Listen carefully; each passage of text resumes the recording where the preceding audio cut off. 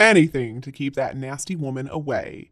According to a new book, the king was forced to lie to Harry about Catherine coming to the queen's bedside when she was dying in order to keep that nasty witch Meghan Markle away. Hello everyone, welcome back to the King YouTube channel.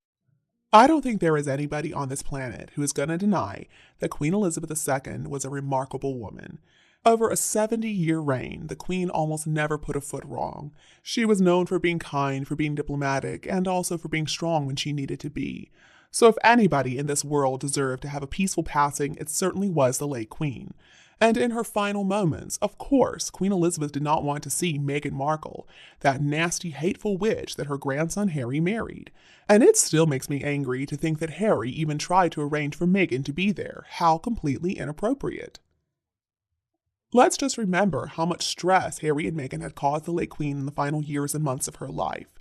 Honestly, I think even Harry showing up at the Queen's deathbed to say his final goodbye would be pushing it. But for him to try to insist that Meghan Markle should have a right to be there is absolutely disgusting. And I understand the king did what he had to do to keep Meghan Markle away. He had to honor his mother's wishes. And now, according to a new book, the king may have even had to tell a little fib to make sure that Meghan stayed away. We've all heard the story before. Harry told it in Spare, that when he was making arrangements to fly up to Balmoral to say his final goodbyes to his grandmother, he and his father got into a big argument because he wanted Meghan to come along and his father said absolutely not. And so Harry, like the petulant brat that he is, first was trying to dig his heels in and insist that Meghan should come. So then Prince Charles got Harry to accept that Meghan wouldn't be allowed to come by telling him that Catherine was not allowed to join William either. And so then Harry decided it was okay for him to fly up by himself and leave Meghan behind. And now, according to the royal biographer Robert Hardman, the king didn't actually ask Catherine to stay away. Instead, it was Catherine herself who made the decision because she wanted to be there for her kids since they were going to start a new school the next day. So what it looks like is that Charles may have told a little white lie to make sure that Meghan Markle, whom the late Queen was not a big fan of, didn't show up at her bedside in her last moments of life.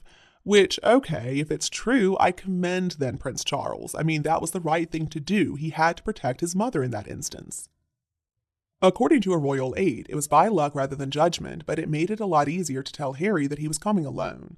And according to the book, like the late Duke of Edinburgh, she, Queen Elizabeth, did not like a queue of family well-wishers flocking to her bedside when ill. Well, obviously not. I mean, who would want that? Seriously. The late Queen, up until the very end, reportedly still had her wits about her. She knew that the end was near. Why would she want that woman, as she referred to Meghan, showing up to flash that rictus grin in her face one final time? I mean, honestly, I can't even think about it. It makes me so furious to even imagine Meghan there. So all this information is coming from a new biography of the king, Charles III, New King, New Court, The Inside Story, written by the Daily Mail's royal expert, Robert Hardman. The book mostly focuses on the king's accession to the throne, but of course it also details some drama that was happening with Harry in the background. In Spare, Harry wrote about how he had texted his brother William multiple times to try to figure out travel arrangements to get up there to see his grandmother before she passed away, but William didn't answer him. Well, Robert Hardman wrote, clearly Prince William did not regard this as the appropriate moment for the intensely difficult conversation he needed to have with his brother. He says there was wariness about Harry's forthcoming biography, and many people in the family were still upset over Harry and Meghan's reckless betrayal that everybody witnessed in that Oprah Winfrey interview. Hardman quotes a source as saying some of the family were probably ready to give him a piece of their mind, end quote. And I'm sure they were. I mean, this is something about Harry and Meghan that I still do not understand. They will absolutely trash the royal family, accuse them of being racist of all things, and then act shocked when the royal family isn't friendly towards them. Are they really that delusional? So apparently after Harry had been texting William, Charles decided that he needed to call Harry again. And it is in this call Harry has claimed that he was told he had to head up without Meghan. Hardman says, we can easily imagine the dread with which the then Prince of Wales approached that call. The Sussex's capacity for taking offense was well known, and as everyone was conscious that any conversation could end up in the public domain, as indeed this one did 3 months later. Well, yeah, that's another really confusing thing about Harry and Meghan. I mean, they have sold so many royal family secrets and also just information that nobody really needed to know, not necessarily secrets. And then they act all surprised and taken aback that the royal family doesn't really want to engage them in conversation anymore, and they're not privy to the same kind of information they may have been at some point in time. It just shows that Harry and Meghan have a complete lack of understanding of natural consequences of actions. I mean, this is a lesson that 7-year-old children are capable of understanding. A friend tells them a secret, they go and blab it, and then they never get told any secrets anymore. So at that point, the blabber decides maybe they need to be a little more trustworthy. But clearly that has not happened with Harry and Meghan. And even the way that Harry wrote about this conversation in Spare just makes him sound so absolutely immature. He wrote that King Charles, or rather then Prince Charles, was being nonsensical and disrespectful. He wrote, "I wasn't having it. Don't ever speak about my wife that way." But Charles clarified that he just didn't want a big crowd of people around the Queen as she was passing away. And when he said that Catherine was also not going to be coming, Harry said, "Then that's all you needed to say."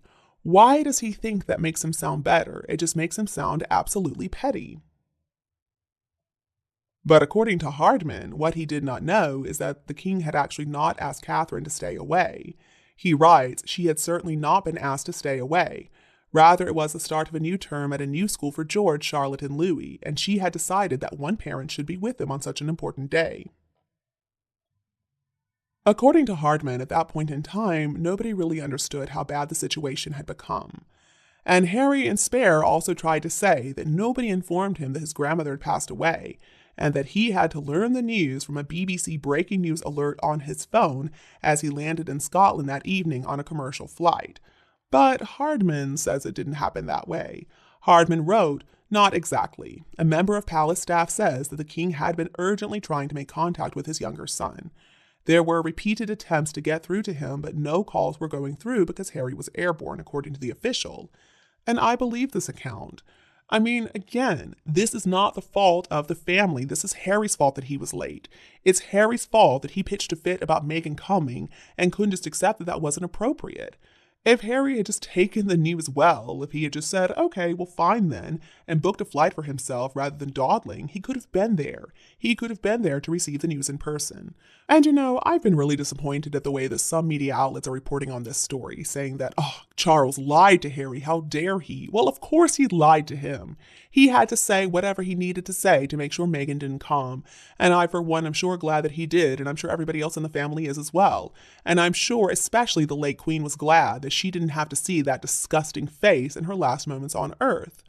So if Harry and Meghan believe this is going to earn them some sympathy with the public, they've got another thing coming. No, traitors, we still don't feel sorry for you.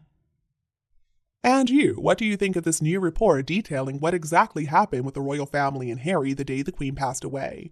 Please let me know your opinion below in the comments section. If you enjoyed this video, please do like and share it with your friends and family who would appreciate it too. And don't be afraid to click the subscribe button to get more updates in the future. Thank you so much for tuning in, have a lovely weekend, and we'll be back to see you all tomorrow.